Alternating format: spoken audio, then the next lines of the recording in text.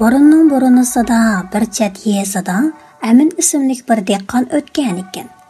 Bir yil qattiq qurg'oqchilik bo'lib, Amin boshqa yurtdoshlarga o'xshashla ziraatlardan bir talmuton yig'ib olmabdi.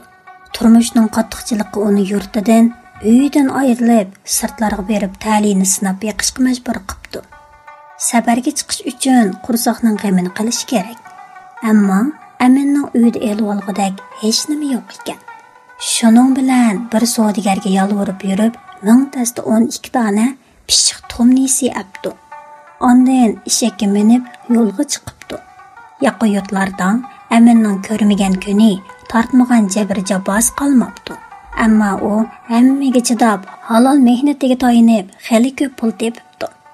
7 yildan keyin Amin asl kiyingan bir necha qijirg'i mol ortgan holda yurtiga qaytib ketdi. Aminning qo'lim qo'shlari damalliqi uni toniy olmay qopdi. Keyin uning bilan qizg'in ko'rishibdi. Aminmi so'g'u salomlar bilan ularning ko'nglini xo'sh qilibdi. Kech kirganda bir kim Aminning eshigini qattiq qaqibdi. Yiliqi yili 12 tuxumni nesiya bergan savdogar ekan. Amin uni ochiq chiroy kutib olibdi va 12 tuxumning pulini emas, bir muncha sovg'atlarni uning oldiga qo'yibdi. Ammo savdogar bularga qarabmi qo'ymay, Amindan 500 tanga berishni talab qilibdi.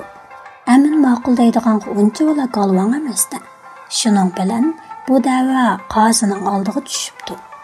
Da'vo so'rildigan kuni Amin kichikib ketdi. Men Aminning menga 500 tangani qaytarib berishini talab qilaman.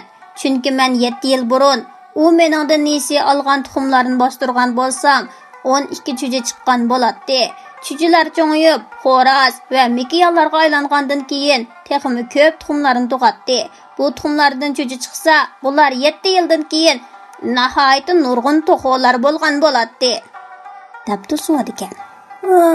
Tamoman to'g'ri, dabdi qozi uning so'zini ma'qullab. Ondan Amindan so'rabdi. Sening nima gaping bor? Haroz, ayt bana, nimishqa kechikib kelding?